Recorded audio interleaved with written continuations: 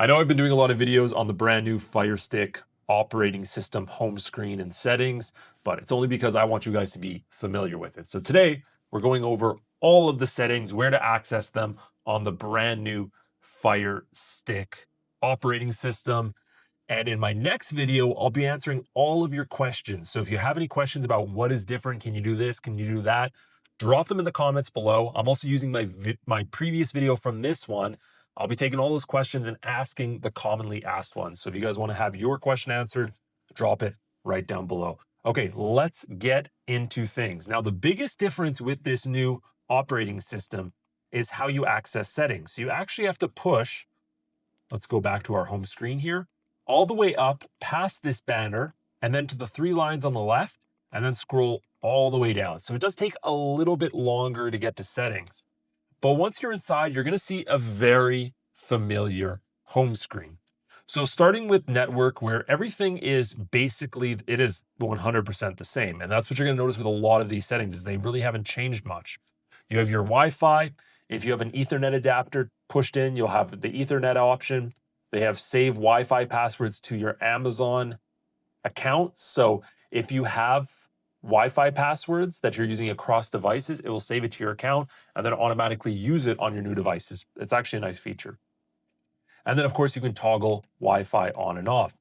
Now the My Fire TV section, a lot of people were worried about whether developers options is still there.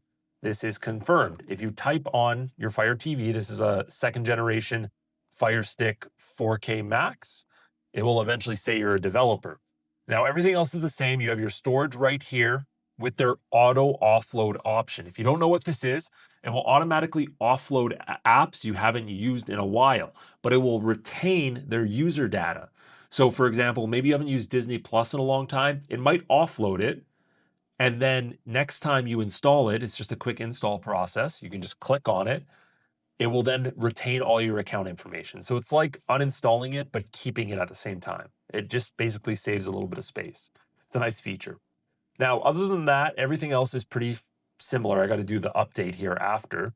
But developers options is the exact same. We can still install apps from unknown sources and we can still turn on and off ADB. And we can still turn on and off ADB debugging. So that has not changed at all. Everything else in here, such as the sleep setting, our reset, which just restarts the player, and then of course, reset to factory defaults, which is going to wipe the device like you've never used it before, are the exact same. So nothing's changed there. Now into account and profiles. From here, we can deregister our Fire Stick. So if you're selling it or giving it to a family member, deregistering it will take your account off and any of your payment information or anything like that. You can also synchronize your purchased Amazon content directly on your device. There's different Prime Video controls here. This takes you directly inside the app where you can manage your subscriptions. You can turn on parental controls.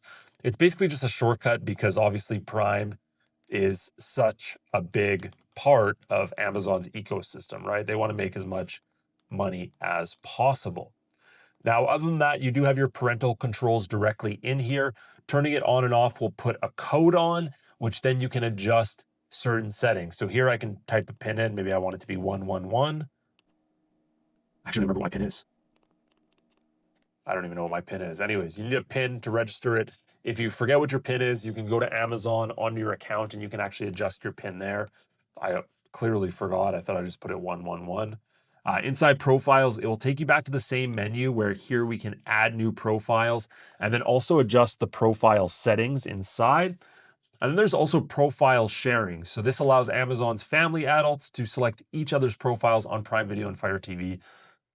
Not really that useful, to be honest, but just something to keep in mind. Now back, we have our applications section. In here, you can manage your installed apps. So this is where you might want to go to uninstall apps you are not using. In this instance, I have no apps I want to uninstall. But one cool trick you can also do is if you press this right here, let me show you guys. It's actually the fast forward button right here. So go back. If you press this while you're over top of an app, or sorry, wrong button. Let me correct that, guys. It's the rewind button, the one on the left-hand side. If you press that while you're in the app, it's going to take you to this right here. So it allows you to quickly clear the cache of the app. Now, cache, when we click on one of the apps and scroll down, is temporary data that builds up over time. And this can actually use quite a bit of space. So it's a really nice, clear, quick shortcut option. You can also clear data here, which is going to erase all your user data and basically erase the app like it's brand new. You can uninstall the app, and yeah, that's pretty much all the stuff you need to know inside there. Now, they also added this nice option, clear all applications cache. So here it will even tell you how much free space you're gaining. We can confirm, and now we have a little extra free space. You can also adjust Amazon Silk, which is their web browser, and their app store from here as well. Inside here is important updates. So if you want to remove automatic updates, that might be a good option for you. You can also turn off in-app purchases. So if you don't want your kids to potentially purchase something in an app, really good option.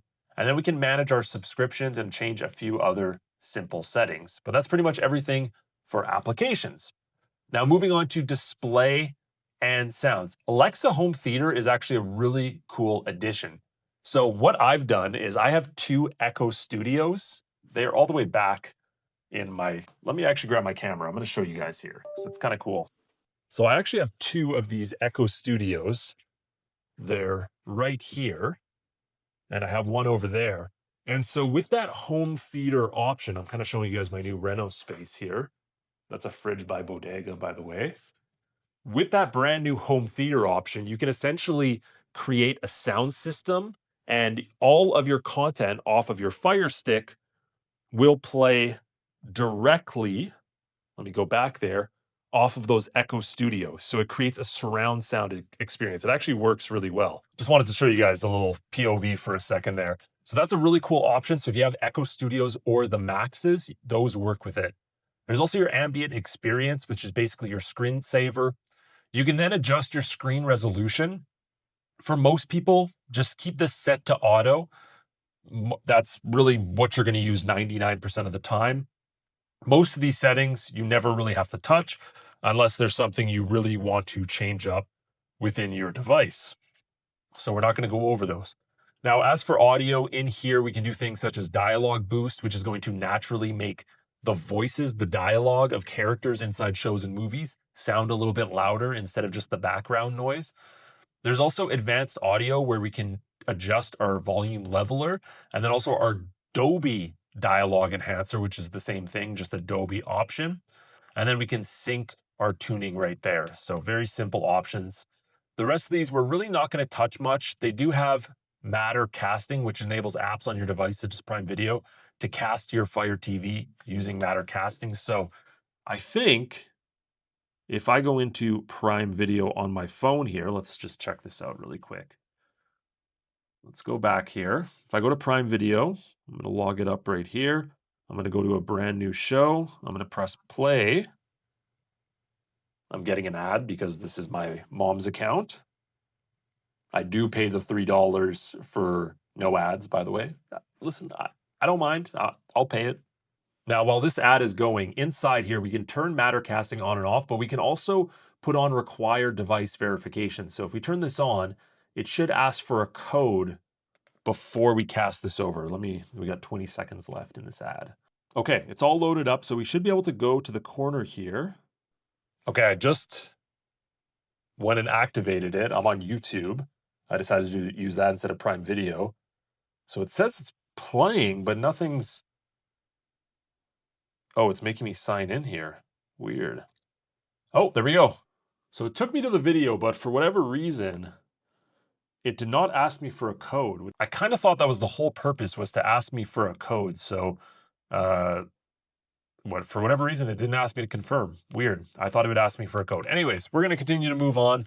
Coming up next, we have controllers and Bluetooth devices. If you want to connect a new Amazon Fire TV remote or unpair ones, you can see here I have 4 paired to this one device. You can click on them, for example, and press this 3-line right here. And that is going to unpair the remote. So let's go ahead and press it. And there we go. So now we only have 3 connected. So you can unpair remotes. We can attach game controllers here. This is just a Bluetooth connection. And then we can also connect other Bluetooth devices, speakers, stuff like that as well if you want. Now, inside preferences, we've already gone over most of these. There's parental controls, which we took a look at earlier, but you also have your privacy settings. Now, inside here, we can do things such as turn off all of these different things that are monitoring information you might not want them to monitor. Now, it's not a big deal. Some people like to say that these should 100% be turned off. To me, it really doesn't matter that much. Most of them are just used to your benefit. But if you don't want Amazon collecting anything from you, turn those off. You can also click on stored email address right here. For me, it says I have no stored email address, but you can actually delete yours if you do. I don't know how that affects your device, but I don't have one stored either, so I don't think it matters. Now, inside here, there's other areas. Now, the main one I'm going to show you right here is actually your featured content. So these are the ads that you get at the top of your Fire TV home screen. So let me go back here. I'm going to show you right here. So there's this How to Be a Millionaire right here on Luna. So it's like a game they're advertising. We can see it auto played right there. So if we go back to settings and we go back to our preferences and we scroll down to featured content and turn these off, it's actually not going to play any audio or video even when we hover over top. So check this out. This will actually never turn to a moving video. That's a really handy one to give you a little bit cleaner of a home screen. You don't get those loud bursts of audio coming. Now, the last few settings I'm going to show you, such as equipment control, there's really nothing in here that you're ever going to adjust unless you have a home theater system. But the biggest one I want to talk about is accessibility right here. Now, inside accessibility is where you're going to change up all your captions, Alexa captions. You can adjust dialogue boost. You can change up your text banner. There's a screen magnifier right here, which is going to make the screen way larger. I'm not going to go over that too much. And then there's high contrast text, which makes the text look a little bit cleaner. You can see when I toggle it right there how it changes. So accessibility is great if you love captions and you need them. Now, otherwise, there's Alexa, but most of that stuff is adjusted through the Alexa app. So main thing you guys have to understand, not much has changed. It's pretty much the same, but I did want to go over it for you so you guys can see what's up. Again, subscribe right down below. And if you want, I have a discount code IPVanish, 82% off. Thank you guys for watching. See you later. Bye.